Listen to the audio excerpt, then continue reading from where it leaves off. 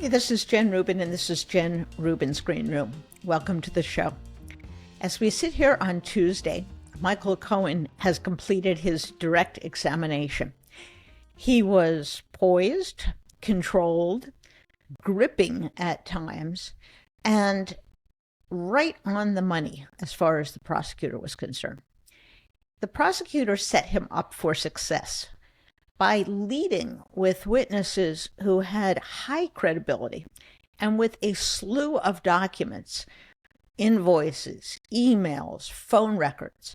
He then she let, who was the assistant prosecutor who was conducting the direct examination, then let Michael Cohen essentially follow the breadcrumbs that the previous witnesses and evidence had laid down. And so when he was testifying to these things, you can imagine the jury say, oh, yes, that's right. That's what we heard from Hope Hicks. Or, yes, that's what David Pecker said. So it was a very smart strategy. Some of us expected that Michael Cohen would be quite difficult, even on direct examination, and they would have to sort of hide him in the middle of the trial, start strong, end strong, and stick Michael Cohen somewhere in the middle. But as it turns out, he appears to be the last witness for the DA, and you can see why. He was candid. At times he was funny, but he was sober. He was serious. And at times he was looking right at the jury, and the jury was utterly absorbed.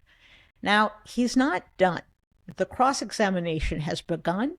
It's going to take all day Tuesday, and then when they come back on Thursday, it will likely take most, if not all, of the day on Thursday. And he's going to have to maintain his equilibrium. He's going to have to remain calm. He's going to have to answer politely. He can't get rattled. He can't go off on a tangent. But if he does that, I think he may have sealed the deal. I think he may have wrapped up the testimony in such a way that the jury does get beyond a reasonable doubt.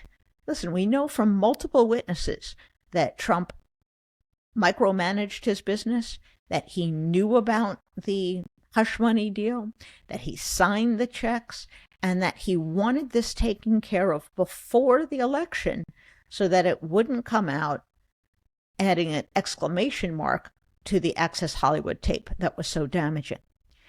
And why is that important? In order to get to a felony, the district attorney must show that the falsified records, dressing it up like a reimbursement for a retainer fee, he will have to show that that was in furtherance of a crime. The crime can be a tax crime, characterizing income that is not income, and hiding what should be just an ordinary business expense, a payoff to Stormy Daniels. And it can be a campaign finance violation because he's using that money, which he never reported, in order to get himself elected. And that's what this whole thing has been about. And I think Michael Cohen, for all of his difficulties, for all of his lies, for all of his convictions, you kind of had the sense he was finally telling the truth. And he was so candid about, both on direct and the cross that's already taken place, that he was inside the Trump cult, as he put it. And then he learned the danger of being inside the Trump cult. No one should feel all that sympathetic towards him. After all, he did get himself into this position. He got paid handsomely to lie and do things that were not legal. But you also have to give him credit and that he's a pretty solid witness, at least so far. Now, things can go south, don't get me wrong. But right now, I think the prosecution must be feeling pretty good about their case. What's going on almost outside the courtroom, but really in the witness and in the gallery, rather, of the people, the audience who is observing, Trump is sending down a troop of mini-me's, members of Congress, including the Speaker of the House, dressed identically to Trump, blue suits, red ties. They look ridiculous. And they then come out and do what he's not allowed to do, which is to bash the judge and to bash other people. So it's a thinly disguised way to get around the judge's gag order. At some point, it may become so difficult to make a distinction between what Trump is saying and wants to be said and what these people are saying, that the DA decides to bring up the gag order once again to see if Trump is essentially violating it by using these people as mouthpieces. But that aside, just look at this spectacle of members of Congress who tout him as this great paragon of virtue, coming in to show support in a hush money case involving a payoff to a porn star that he had sex with when his wife had just delivered their baby. That's what they're supporting? That's the moral support they're giving him? And it just shows you the degree to which the Republican Party is nothing but a cult of personality. There is nothing related to the American people other than horror that would require a congressman's presence. There's nothing about this trial that is good for America. There's nothing about this trial that requires congressmen to consider the results. It's simply a ploy to get on his good side and to convince the American people that there's nothing wrong with this. The trial was rigged. There was no evidence, on and on. I don't think it's going to work. First of all, if the jury convicts, he's going to have a lot of trouble. And secondly, the reporting has been pretty accurate on this one. We don't have cameras in the courtroom. That's a shame because you can't get the full impact of the testimony. But Americans really are getting a upfront look at just how sleazy, how disreputable he is. And yeah, they knew that. And yeah, they voted for him once before. But they're really getting a load of it. And they're also getting a load of the people whose lives he upended, whether it's Michael Cohen or Hope Hicks or Stormy Daniels. And that's not a particularly appealing view. Remember, Donald Trump didn't want this coming out because, at least according to Michael Cohen, he knew it would hurt him with women voters. Well, it's coming out before this new election, so perhaps it will once again. Meanwhile, the campaign goes on. Biden continues to go around the country touting his infrastructure, touting his chips. He travels regularly. He vigorously makes the case for his accomplishments.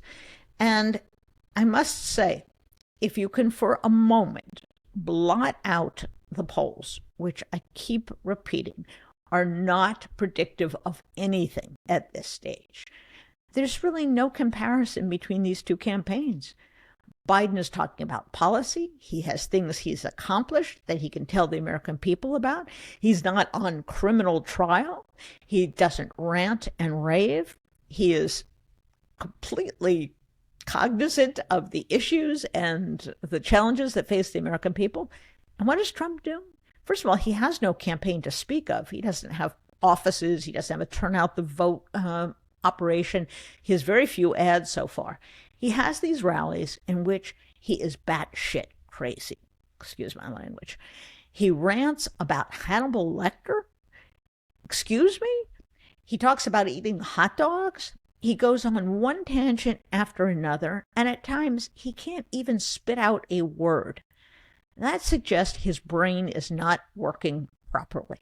He is emotionally, mentally, and I think physically disabled at this point. And you only need listen to about a minute of this to realize the guy is crackers. And the problem is that the American people don't get a full flavor because the press doesn't show us a minute. They show us 5 seconds, or they take a clip of a clip and print that in the newspaper. They're not giving the American people a complete picture of Donald Trump's deteriorated brain. And that's malpractice for journalism, that's dangerous for democracy, and it's really indefensible. After months of talking about Biden's age, which they talk not at all about anymore, because of course he's vigorous, he's doing his job, he's campaigning, they're just going to ignore Donald Trump's obvious problems, his derangement, his utter lack of impulse control, his incoherence? I guess so. That's their idea of what balanced coverage is. It's not. It's not fair. It's not accurate. And if the American people don't wise up and look beyond the limited mainstream coverage, they're going to miss a very stark choice.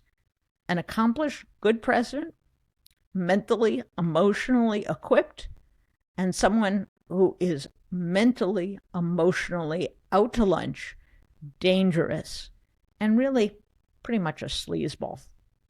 So you can't say you weren't warned. You can't say you didn't have a choice. So there you have it. If you enjoyed this program and you enjoyed our other programs, please tell your friends. They can listen and follow us on Spotify, YouTube, or Apple Podcasts. Bye-bye.